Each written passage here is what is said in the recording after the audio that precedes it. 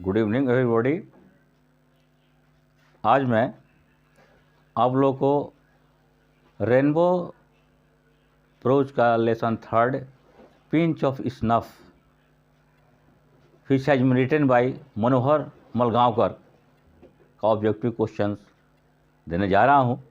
लेकिन इसके पहले कुछ मैं आप लोग से बात करना चाहता हूं, कुछ बताना चाहता हूं आप लोगों को कि मैंने फर्स्ट वीडियोज में आप लोगों से कहा था कि मुझे सिखाना है how to write correct English, how to speak correct English.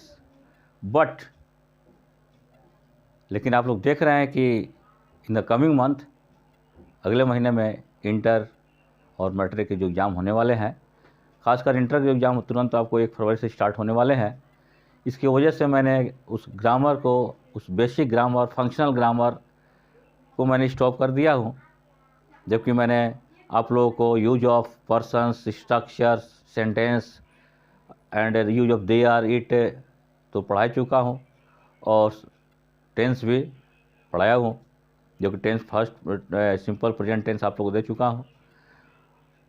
और जब मैं इसको ख़त्म करूँगा 25 से 26-27 तारीख तक मैं इंटर का जो भी प्रोज और पोएट्री का ऑब्जेक्टिव क्वेश्चन दूंगा। लेकिन एक बात कह रहा हूँ कि कुछ मैं अब पढ़ा समझा कर दूंगा, क्योंकि मैंने Indian civilization and culture and Bharat is my home का सिर्फ ऑब्जेक्टिव दिया था, इसके विषय में विशेष बताया नहीं था। लेकिन ऐसा थोड़ा लेसन का मैं बैकग्राउंड आपको देकर what is the main theme of that lesson, मैं उसको पढ़ा कर तो मैं आपको ऑब्जेक्टिव क्वेश्चन दूंगा। लेकिन मैं आप लोगों से आग्रह करता हूं, जो आप जितने व्यूअर्स हैं, जितने सब्सक्राइबर्स हैं, कुछ कमेंट्स आते हैं, जैसे कि मुन्ना कुमार जी कमेंट्स किए हैं कि सर आप सेकेंड पार्ट कब दे रहे हैं। तो मुन्ना जी बताएंगे कि सेकेंड पार्ट किस चीज़ का चाह रहे हैं, जैसे कि क्या प्रोज का या ग्रामर का, ये आपने क्लियर किया नहीं है। Please try to clear it. और क्या नाम थोड़ा बोल रहा हूँ कि आए तो विशाल कुमार ने कौन कमेंट किए थे कि सर आप एडजेक्टिव कब पढ़ाइएगा। तो मैं ग्रामर पढ़ाऊँगा, लेकिन थोड़ा जो आपके सामने जो इंटर का जो एग्ज़ाम है, इस वजह से मैं थोड़ा लिटरेचर पकड़ रखा हूँ, जिसका ऑब्जेक्टिव दे रहा हूँ। इसके बाद मैंने आप लोग से प्रॉमिस किया, वादा किया, मैं कह रहा हूँ I will try my best to teach how to write correct English and how to speak correct English. इसलिए आप लोग को जो भी प्रॉब्लम हो, कमेंट्स हो, आप क्लियर कट लिख कर दीजिए, मैं उसको पूरा करता रहूँगा। और आप शेयर करवाएं, लाइक व्यू करें और सब्सक्राइब करें और बेल को ज़रूर दबाएं, प्रेस करें। तो now I am going to start the third lesson of Rainbow of class 12th. The name of that lesson is A Pinch of Snuff. A Pinch of Snuff, which has been written by Manohar Malgaonkar. What is the meaning of pinch? Pinch means चुटकी, ऐसे जो हम लोग चुटकी पकड़ते हैं, और snuff means नशवार, नशा का जो पाउडर, जैसे कि लोग देखते होइएगा कि कितने लोग जो खैनी तंबाकू बनाते हैं और उसे झाड़ते हैं, जो उसमें से जो नस निकलता है उसको नशवार कहते हैं। वो तो कैसे, कितने लोगों की आदत है पान खाने की, तंबाकू खाने की, कितने लोगों की आदत होती है कि जो नशवार जो होता है, जिसको गुल भी कह सकते हैं, वो डिब्बी आती है, जिस तरह खैनी रखने वाले, तंबाकू रखने वाले डिब्बी रखते हैं, उस तरह डिब्बी होती है, उसमें से बात करते करते, कोई तंबाकू खाता है, पान खाता है, उस तरह से बात करते करते जो रखते हैं, उसमें से एक चुटकी निकाल कर ऐसे कर लेते हैं।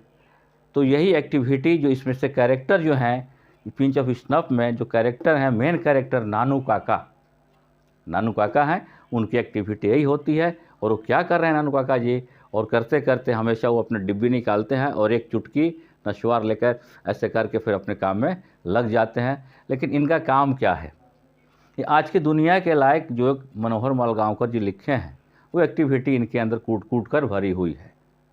जैसे कि ये होते कुछ और हैं, दिखाते कुछ और हैं, और अपना काम भी बना लेते हैं। जिस मकसद से निकले रहते हैं वो पूरा कर लेते हैं अपनी वाक्पटुता से और अपनी एक्टिविटी को बोस्ट करके, दिखाकर, जबकि वो ऐसा होते नहीं हैं।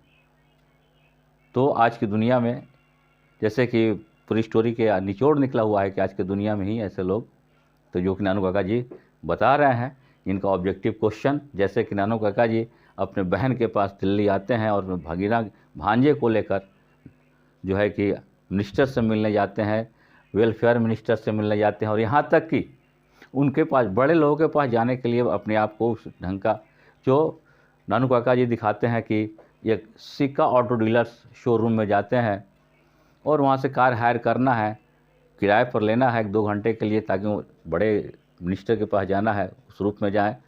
तो उसके पहले करते क्या है कि अपना कोट वहीं पर बगल में ही धोबी यानी वाशरमैन को देते हैं, और उसमें पहले ही क्या करते हैं कि 1,000 रुपये का चेक लिख कर, फाड़ कर, काट कर उस कोट के पॉकेट में रख देते हैं और धोबी को निकाल कर देते हैं कि लो भाई, इसको धोकर फलना जगह हमको पहुँचा दो। और जैसे ही वो धोबी वाशरमैन उसको धोने के लिए जब जाता है, वो चेक करता है पूरा कोट, तो देखता है कि इस कोट में 1,000 रुपये का चेक है। तब तक कि ये सिक्का ऑटो डीलर्स शोरूम में पहुंच चुके हैं और उसके मैनेजर से बात करने ही वाले हैं, तब तक कि वो धोबी 1,000 चेक और कोट लिए पहुंचता है। साहब, आपके कोट में तो 1,000 रुपये का ये चेक है। आप ऐसे व्यक्ति जो इतना केयरलेस हैं कि आपने 1,000 रुपये का चेक अपने कोट में डाल दिया, धोने के लिए दे दिया। तो वहाँ अपने आप को दिखाते क्या नानू काका जी, हम, अरे मैं भूल भाई, याद नहीं रहती है। और वहाँ पर इससे इम्प्रेस होकर जो मैनेजर है सिक्का ऑटो डीलर्स का, इससे इम्प्रेस होकर, भाई कितने बड़े वेल्दी पर्सन, कितने बड़े धनी व्यक्ति हैं, इनके कोर्ट में 1,000 का चेक चला के धोबी के बाद धोने के लिए, और बेचारा अपना जुगाड़ी। इसी तरह अपने भांजे को भी तैयार करा कर ड्राइवर बना देते हैं अपने भांजे को कि चलो तुम मेरा ड्राइवर बनो, मैं तुम्हारा बॉस बनकर चलूँगा फला मिनिस्टर या कहीं जिससे मिलना है। तो उसे क्वेश्चन देखिए। तो फर्स्ट क्वेश्चन इज नानू काका वाज द नरेटर। तो नानू काका नरेटर के क्या थे? मैटरनल अंकल, मीन्स मामा जी थे।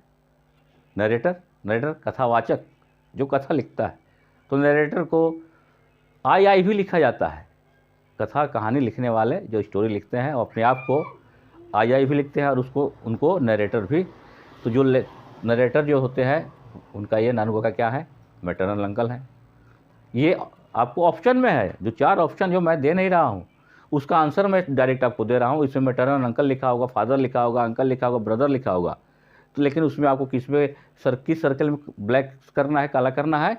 मैटरनल अंकल में। उसी तरह जितने भी अब मैं बॉक्स में आप देख रहे हैं, ये 4 ऑप्शन में से एक ऑप्शन है। और एक बात मैं आपको बता दूं, आपको ग्रामर या किसी सब्जेक्ट में, या मैथ, साइंस, फिजिक्स, केमिस्ट्री या बायोलॉजी या हिस्ट्री, जो पॉलिटिकल साइंस, इकोनॉमिक्स, कोई भी सब्जेक्ट हो, आपको जो 4 ऑप्शन आएंगे उसमें से पहले उसमें से 2 ऑप्शन ऐसे होंगे जो आपको टोटली उससे रॉन्ग होंगे।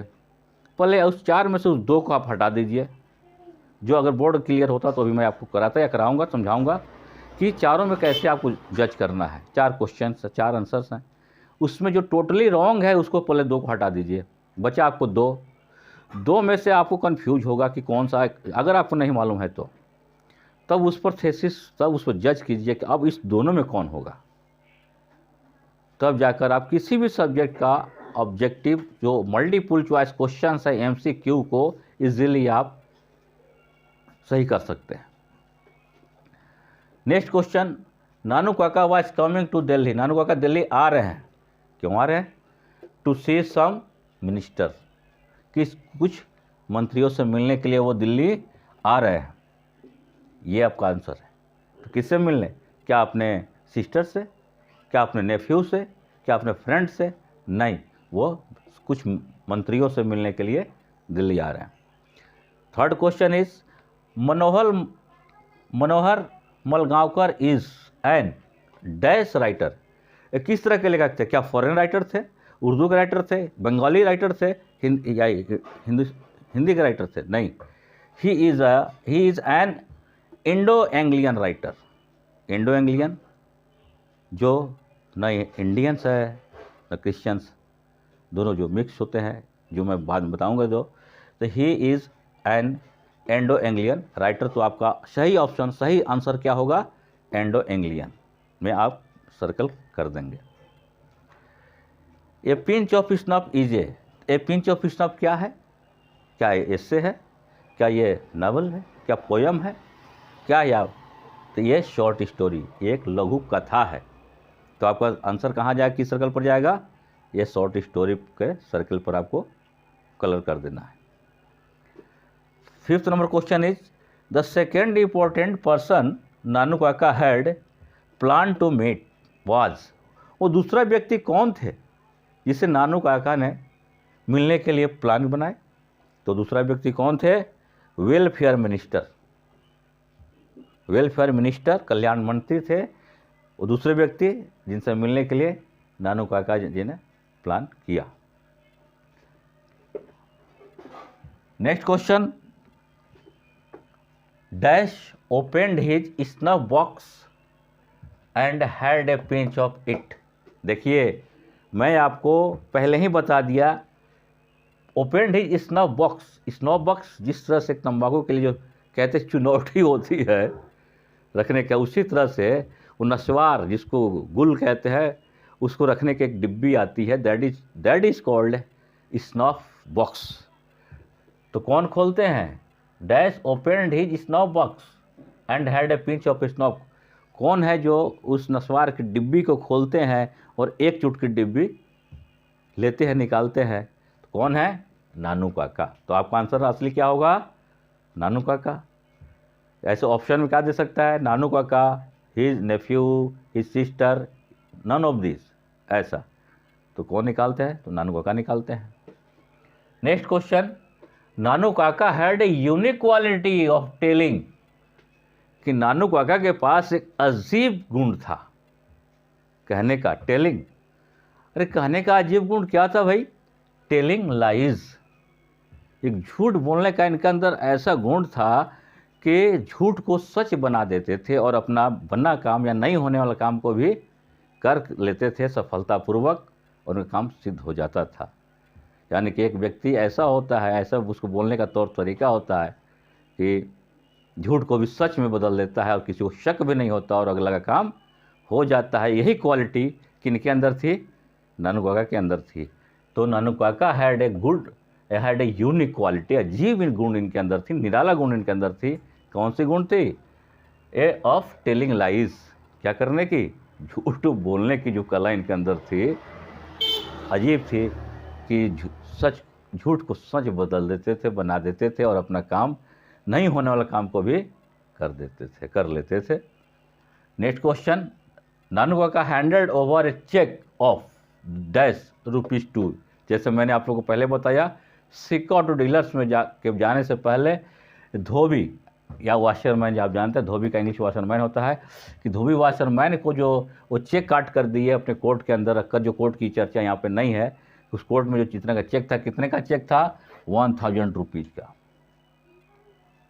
और ये भी क्वेश्चन आपको आ सकता है कि उनको कोर्ट में 1000 रुपये का जो चेक दिया किसको दिए?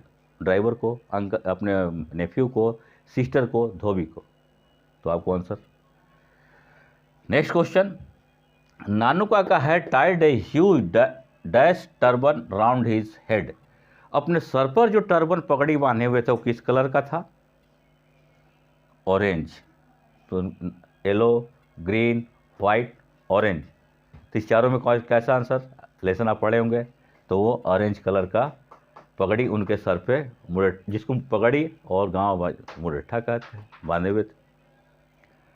नानू Kaka went to the dash auto dealers. किस ऑटो डीलर्स के पास नानू काका गए? उसका नाम क्या था? सिक्का ऑटो डीलर। आपका आंसर, करेक्ट आंसर क्या होगा? सिक्का ऑटो डीलर्स के पास नानू काका गए थे to hire a luxuries car के किराए पर लेने के लिए। मनोहर मलगांवकर was born in। Manohar मलगांवकर is the writer of this short story A Pinch of Snuff was born in 1913। 1913 में इस लघु कथा के लेखक मनोहर मलगांवकर का जन्म हुआ था। Next question, Nanu Kaka's meeting with Sohanlal Ratiram was. Sohanlal Ratiram के साथ जो उनकी मीटिंग हुई तो क्या हुआ? कैसे मीटिंग हुई? क्या उसमें सफल हुए कि नहीं हुए? मीटिंग हो पाई कि नहीं? तो मीटिंग तो हुई है। जो क्वेश्चन कर रहा है मीटिंग विथ, मिले। किससे मिले? सोहनलाल रतिराम से। क्या था? Very successful.